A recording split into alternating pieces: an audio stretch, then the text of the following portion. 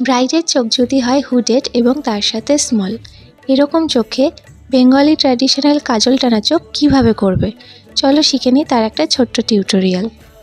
Hooded আইয়ে যেহেতু crease line বলে সেরকম কিছু থাকে না, তাই এখানে আমরা একটা ফেক ক্রিজ লাইন তৈরি করে নেব।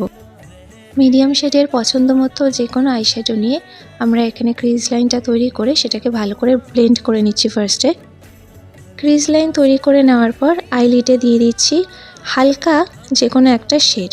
আমি এখানে আমার পছন্দ অনুযায়ী একটা স্কিন টোনের শেড দিয়েছি, আর তার সাথে ইচ্ছে হলে ইনার কর্নারটা একটু হাইলাইট করে নেওয়া যেতে পারে।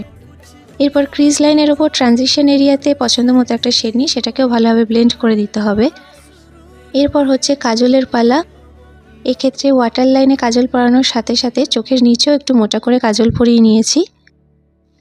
আর এই কাজলটাকে এবার কালো বা ডার্ক ব্রাউন যে কোনো আইশ্যাডো নিয়ে পেন্সিল ব্রাশের সাহায্যে ভালো করে স্মাচ করে নিচ্ছি। স্মাচিংটা করার সময় কেয়ারফুলি করতে হবে যাতে কাজলটা খুব বেশি ছড়িয়ে না যায়।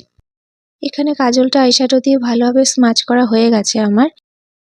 এবার একটা ফ্লাফি ব্রাশে লাইট শেডের ব্রাউন কালার নিয়ে পুরো ব্যাপারটাকে হালকা হাতে ব্লেন্ড করে দিলাম। আর ওপরের আইলিডে পরিয়ে দিচ্ছি আইলাইনার।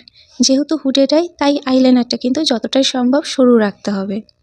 আইলাইনার দিয়ে আউটার কর্নারে যে উইংসটা ক্রিয়েট করেছিলাম সেটা এবার একটা পাতলা ব্রাশের সাহায্যে ভালো করে স্মাচ করে লোয়ার লাইনের সাথে কানেক্ট করে দিচ্ছি। আর সব শেষে এখানে পরিয়ে নিচ্ছি মাস্কারা। চোখ যদি হুডেড হয় তাহলে সেই চোখে কিন্তু খুব বেশি ভারী আইল্যাশ ভালো লাগে না।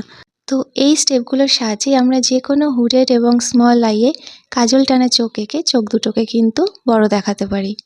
আর এখানে যেহেতু মডেলের আইল্যাশগুলো বেশ বড় ছিল তাই কোনো রকম ফেক আইল্যাশ আমি এখানে ইউজই করিনি। সবার শেষে একটা ছোট প্রো টিপ, টাইট লাইন করে নিলে কিন্তু এই ধরনের আই মেকআপ আরও খুলবে।